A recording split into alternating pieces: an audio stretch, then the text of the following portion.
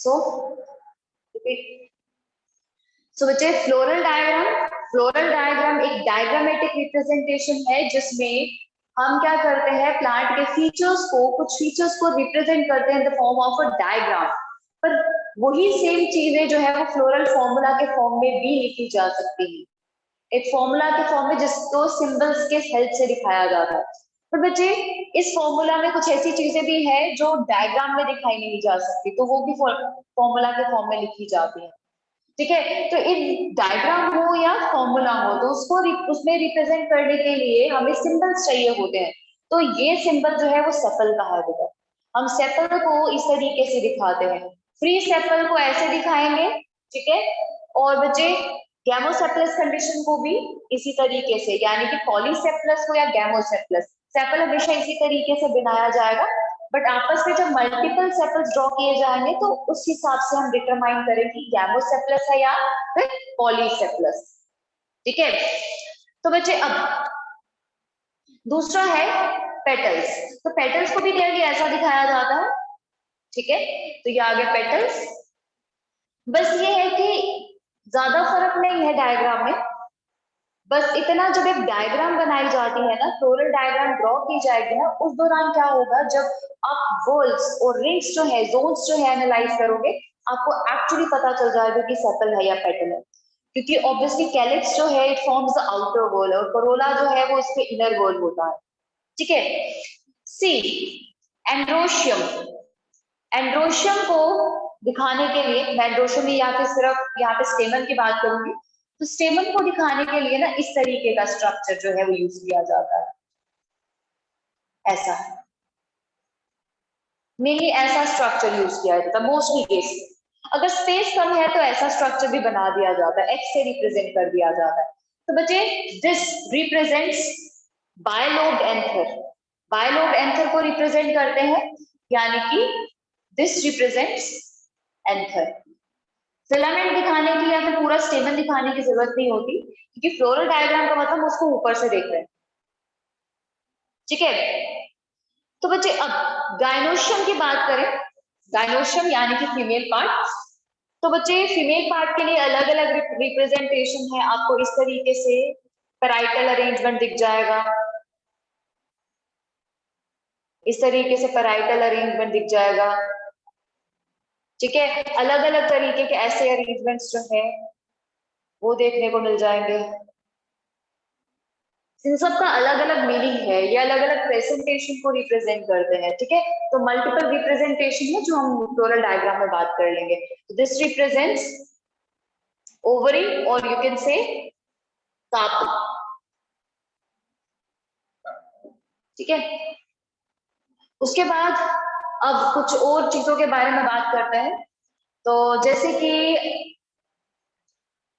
अगर unisexual flower है तो मतलब मेल फ्लावर है तो इस तरीके से दिखाया जाएगा।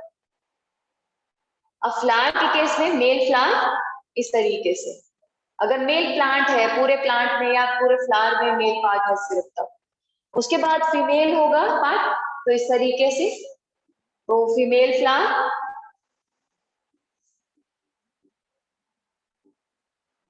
ठीक है,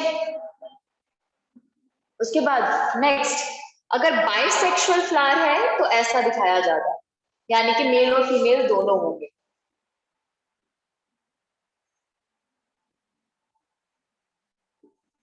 ठीक है, नेक्स्ट, अब इसके बाद अगर फ्लावर में ब्रैक्ट्स है तो उसके केस में फ्लोरल डायग्राम में तो नहीं लिखा जाता है, बट फ्लोरल फॉर्मूला में लिखा जाता है BR। BR मतलब ब्रैक्ट्स। ठीक है, तो सारे सिंबल्स हम इकट्ठे कर रहे हैं डायग्राम के भी। और नेक्स्ट जो है वो है इस तरीके से सिमेट्री। ये सिमेट्री है वो बताती है कि जाइगोमॉर्फिक है, जाइगोमॉर्फिक सिमेट्री। नेक्स्ट, ये सिमेट्री, ये symbol, this symbol represents actinomorphic symmetry.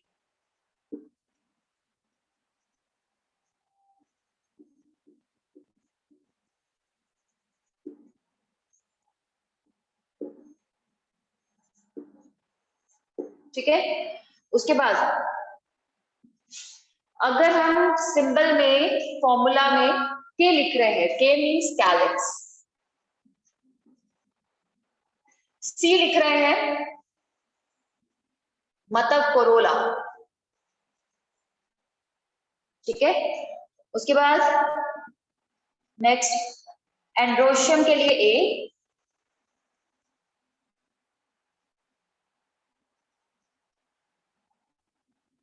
और गाइनोशियम जी,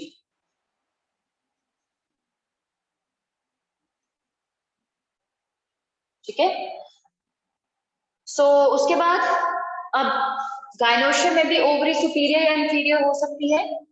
तो बच्चे गाइनोशियम के अगर नीचे लाइन है और ऊपर लाइन है तो ये दोनों डिफरेंट डिफरेंट चीजें जो है वो रिप्रेजेंट करते हैं, ठीक है। तो हमारे पास जी जो है लाइन के यहाँ पे ऊपर है ना, तो इट रिप्रेजेंट सुपीरियर ओवरी,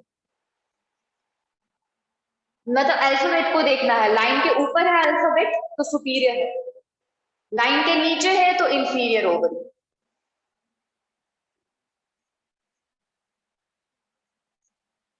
ठीक है। तो ये सारे सिंबल्स रहेंगे, इसी को रिप्रेजेंट करना है। और बच्चे जब भी फ्लोरल डायग्राम स्टडी की जाती है, इससे फ्लोरल फॉर्मूला बनाया जाता है, तो जोन बाय जोन देखना होता है। और अगर फ्लोरल फॉर्मूला से फ्लोरल डायग्राम डिजाइन करते हैं तो भी हम क्या करते हैं, हर एक सिंबल को स्टेप बाय स्टेप देखते हैं, ठीक है। तो इन सबको देखते हुए अल्टीमेटली हमें डिजाइन करना है फ्लोरल फॉर्मूला और फ्लोरल फ्लोरल। सो बच्चे अब फ्लोरल डायग्राम के सिंबल्स कर लिए, ठीक है, और फ्लोरल फॉर्मूला के भी सिंबल्स डील कर लिए हमने, कौन सी चीज उसको कैसे रिप्रेजेंट करती है। तो let's start with a family, family of plant, ठीक है। फैमिली ऑफ अ प्लांट, है मल्टीपल फैमिलीज जिसमें से हमें कुछ फैमिलीज जो है वो यहाँ पे डील करनी है, और वो फैमिलीज के कुछ स्पेशल मेंबर्स हैं जिनसे हम बहुत फेमिलियर रहते हैं, तो इसीलिए उन फैमिलीज के बारे में ही बात करेंगे, ठीक है। एक फैमिली है दैट इज फैमिली ब्रेसिकेसिए, ठीक है। ब्रेसिकेसिए फैमिली जो है इसके काफी सारी वैरायटी से हम फेमिलियर हैं, दैट इज कॉलीफ्लावर, कैबेज, ठीक है। तो बच्चे ये फैमिली के मेंबर्स जो है, इसमें ब्रोकली भी आती है, केल भी आता है, तो इसके बारे में बात करेंगे। क्रूसीफेरा फैमिली है, ब्रेसिकेसिया कहा जाता है, ठीक है। अब सबसे पहले मैं अलग अलग तरीके से चीजें करवाने वाली हूँ। इसके केस में सबसे पहले मैं फ्लोरल डायग्राम बनाऊंगी, फ्लोरल डायग्राम जो कि रिप्रेजेंट करेगा कि इस फैमिली में होने वाले प्लांट्स के जो फ्लावर्स होते हैं उसका अरेंजमेंट कैसे होता है। तो फ्लोरल डायग्राम की बात की गई है, तो फ्लोरल डायग्राम जो है स्ट्रिक्टली रिप्रेजेंट्स फ्लोरल पार्ट। तो जब भी डायग्राम बनाई जाती है तो उसमें एक एक्सिस बनाया जाता है जो कि मेन स्टेम को रिप्रेजेंट करता है। इस तरीके से एक डॉट दिखेगा या शेडेड सर्कल दिखेगा जो रिप्रेजेंट करेगा एक एक्सिस, ये रिप्रेजेंट कर रहा है यहाँ से स्टेम है, और इस स्टेम के कंपैरिजन में फ्लावर जो है वो इस साइड, ठीक है। सो अब इसमें मैं पहले कराने वाली हूँ आउटर वॉल यानी कि सेट। तो वॉल यानी कि जोन बाय जोन ड्रॉ करेंगे। सबसे पहले आउटर वॉल,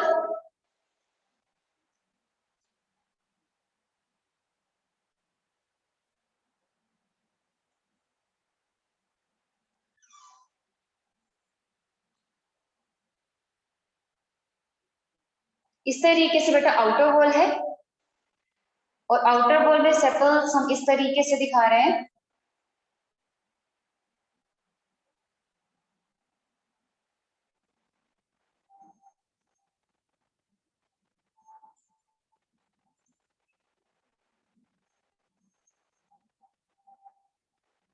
ये आगे सेपल्स, तो सेपल्स आप खुद देख रहे हो किस तरीके से अरेंजमेंट है, ऐसा ओवरलैप रहेगा बेटा ये, वेट अ सेकेंड।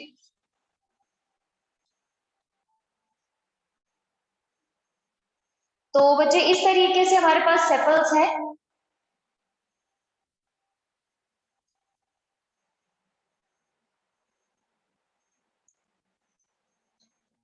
तो बच्चों अब सेपल्स जो है वो अरेंज हो गए, और यहाँ पे आप एक्चुअल अरेंजमेंट देख सकते हो कि अरेंजमेंट कैसा है। ठीक है, अब इस हिसाब से अगर देखा जाए, ये ओवरलैप हो रहा है मार्जिन, ये ओवरलैप हो रहा है, ये वाला मार्जिन इसे ओवरलैप कर रहा है, यानी कि इस सेपल के और इस सेपल के दोनों मार्जिन जो है वो बाहर की तरफ है, ये ओवरलैप कर रहे हैं और इन दोनों के मार्जिन ओवरलैप हो रहे हैं। ठीक है, दोनों मार्जिन ओवरलैप है, इसके दोनों मार्जिन बाहर की तरफ है, ओवरलैप कर रहे हैं स्ट्रक्चर को। तो बच्चे ऐसे केस में एस्टिमेशन कौन सी होगी? ऐसे केस में कौन सी एस्टिमेशन होगी बच्चे?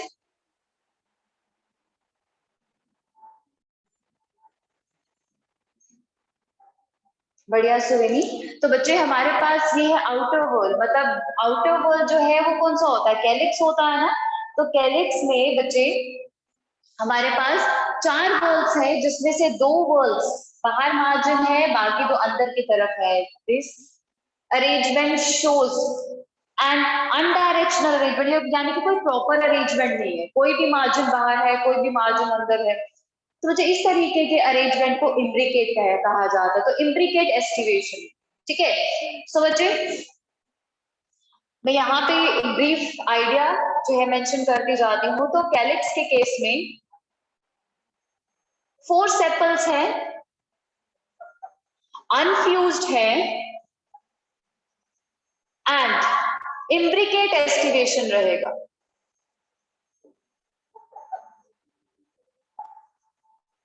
ठीक है, अनफ्यूज कैसे पता चला? अगर फ्यूज होंगे ना बच्चे, तो दोनों के बीच में, दोनों सेपल्स के मार्जिन के बीच में ना एक लाइन ड्रॉ की जाती है जो फ्यूज अरेंजमेंट दिखाता है। तो बच्चे अब इनर वॉल की बात करते हैं, यानी कि दिस इज कोरोला, ये आ गया कोरोला, यानी कि वॉल ऑफ पेटल। अब यहाँ पे अगर हम बात करें तो एस्टिमेशन जो है, अगर देखा जाए मार्जिन जो है वो फ्यूज नहीं है, एक के सामने एक है, ठीक है, ना ही ओवरलैपिंग हो रही है। तो इस तरीके की एस्टिमेशन को गालवेट एस्टिमेशन कहा जाता है, बिल्कुल सिंपल एस्टिमेशन है। तो अनफ्यूज्ड अरेंजमेंट है इसी केस में भी। तो मुझे नेक्स्ट वाला है कोरोला। कोरोला के केस में 4 पेटल्स है, 4 पेटल्स है, अगेन अनफ्यूज्ड है, कोई फ्यूज्ड अरेंजमेंट नहीं है विद गालवेट एस्टिमेशन।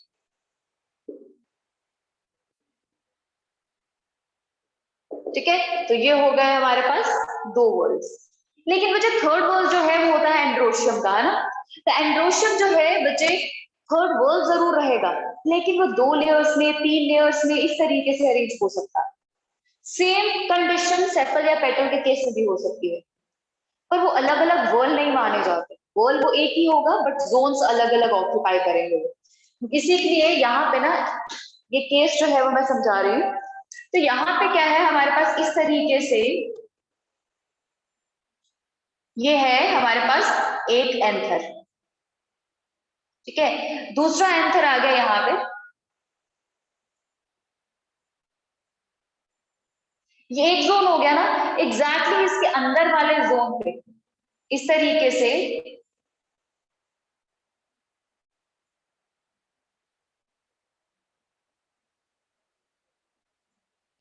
से हमारे पास और एंड्रोशियम और पर्टिकुलर नेल पार्ट्स यानी कि स्टेमन रहेंगे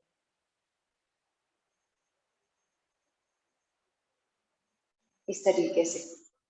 तो अगर आप देखो वॉल ये पूरा एक ही है, ये पूरा एक वॉल है इंटरनल वाला, यानी कि एंड्रोशियम।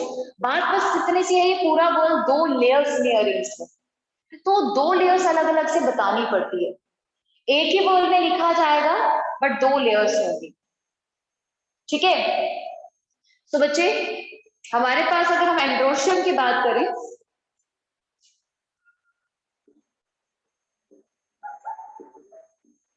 एंड्रोशियम के केस में 6 स्टेमन्स हैं। ठीक है, कोई भी बंडल में दिख रहा है? बंडल में कोई नहीं दिख रहा। बंडल में अगर होता, अगर फ्यूज होता तो इनके बीच में भी लाइन दिखाई जाती। अनफ्यूज है बेटा, तो बच्चे बंडल नहीं है। ठीक है, तो बच्चे और दूसरा पेटल के साथ भी फ्यूज नहीं दिखाया जा रहा, कोई लाइन नहीं दिखाई दी। सेपल के साथ भी कोई अरेंजमेंट नहीं है, टेपल्स तो है ही। ठीक है, तो इसीलिए 6 स्टेमन्स हैं 2 in outer layer and 4 in inner layer. ठीक है, उसके बाद बच्चे नेक्स्ट गायनोशियम।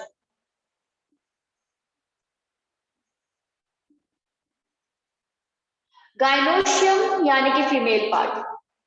तो बच्चे इसके केस में क्या होता है, हमारे पास सिंगल कार्पल होता है, सिंगल कार्पल। ठीक है, तो बच्चे इसके बारे में बताती हूँ थोड़ा सा अरेंजमेंट।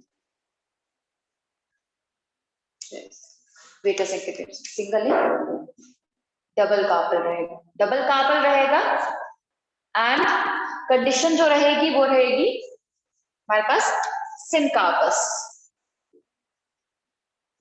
सिनकार्पस कंडीशन रहेगी।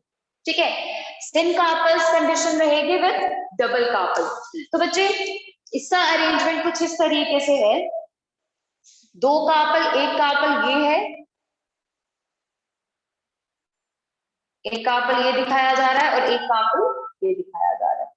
ठीक है, तो बच्चे अब इस कार्पल में आपस में सेपरेशन कहीं नहीं दिखेगा, बल्कि इसके अराउंड एक कॉमन शीट दिखेगी जो कि रिप्रेजेंट करेगा कि इसमें फ्यूजन हुआ है और फ्यूजन के बाद एक शीट बन गई है। तो 2 कार्पल्स को रिप्रेजेंट कर रहा है। ठीक है, with a sheet, sheet represents fuse structure. तो ये हो गया हमारे पास गायनोशियम। लेकिन एक चीज है जो इसमें नहीं दिखेगी, ये कि ओवरी सुपीरियर है या इंफीरियर, जो फ्लोरल फॉर्मूला में ही दिखाती है।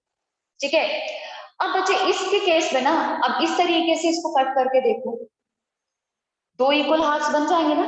इमेजिनरी प्लेन अगर इसके बीच में से निकाला गया, ठीक है, अगर इस तरीके से कट करेंगे, इमेजिनरी प्लेन यहां से निकाल रहे हैं, तो 2 इक्वल हाफ्स बनेंगे, है ना, ऊपर और नीचे। इस एंगल से कट करेंगे तो भी 2 इक्वल हाफ्स बनेंगे, इस एंगल से कट करेंगे तो भी 2 इक्वल हाफ्स बनेंगे, 2 सेम हाफ्स बनेंगे।